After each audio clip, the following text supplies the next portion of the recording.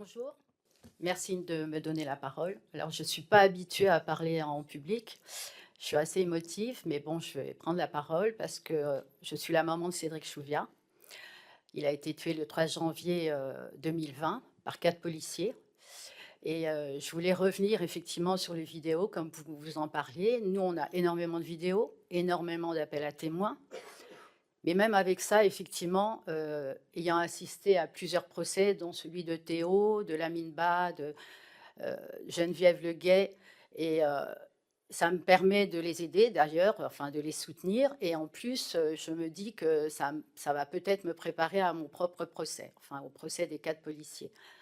Mais avec tout ça, je crois que c'est quand je vois comment ça se passe, je me dis: «Mais je suis pas sûre, je suis vraiment pas sûre, de gagner ce jour-là», même avec toutes les vidéos effectivement. Je lisais, enfin le procès de mon fils, il fait au moins 10 classeurs, et à un moment, je tombe sur, la déclaration de Michael Pérez, celui qui a fait la clé d'étranglement à mon fils, et on lui pose la question, «Pourquoi vous avez fait ça?» Et sa réponse, elle a été, j'ai jamais compris, elle a été: «Je reviens de 3 semaines de vacances, j'avais perdu mes repères». Là, franchement, je me dis, moi, quand je prends 3 semaines de vacances, quand je reviens, je sais toujours compter, je sais toujours lire, mais là, franchement, c'est incroyable. Ou alors, comment je veux dire, la policière, et je lui en veux personnellement à elle parce que même, elle est simplement témoin assisté, et ça, je trouve que je vais tout faire pour faire changer, justement, parce qu'elle s'est fichue de la tête de mon fils. Elle a cassé son téléphone par terre pour éviter qu'on voit. Mais dans cette affaire, mon fils, il a filmé sa mort. Il avait une caméra embarquée, donc tout a été filmé. Et à un moment, il y a un passant qui lui dit, qui regarde la policière et qui lui dit: «Mais vous pouvez pas le laisser tranquille». Et là, la policière, elle le regarde, elle lui dit: «Il faut bien qu'on s'amuse un peu». Et là, mon fils, il était en train de mourir parce que, il avait eu la clé d'étranglement, et moins de 2 minutes, on sait que si le cerveau est privé d'oxygène, c'est fini.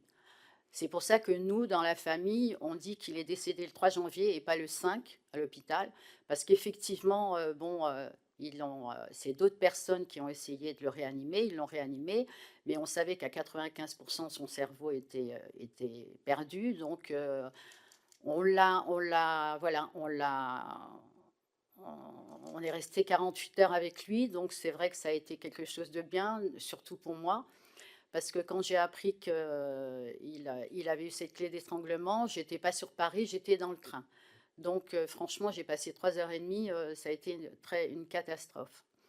Et effectivement, aujourd'hui, enfin, tout a été fait comment je vais dire, dans le procès, enfin pas le procès, mais je veux dire, on a eu je veux dire, la reconstitution sonore qui a été un petit peu bizarre.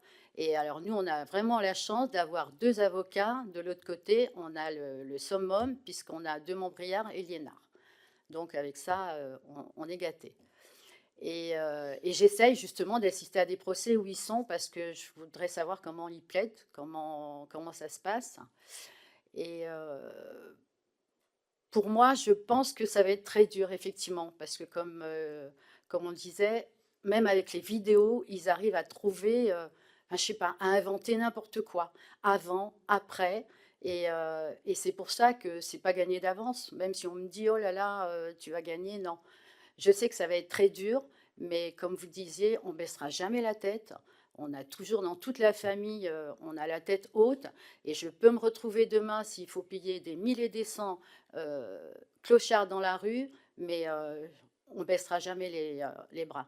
Non, là, c'est sûr. J'espère qu'ils vont payer tous les 4. Maintenant, on ne sait pas encore comment on va plaider la chose. Il faut qu'on voit avec nos avocats, parce que on ne sait pas encore. Mais bon, j'espère qu'il y aura quelque chose qui sortira de bien. Merci.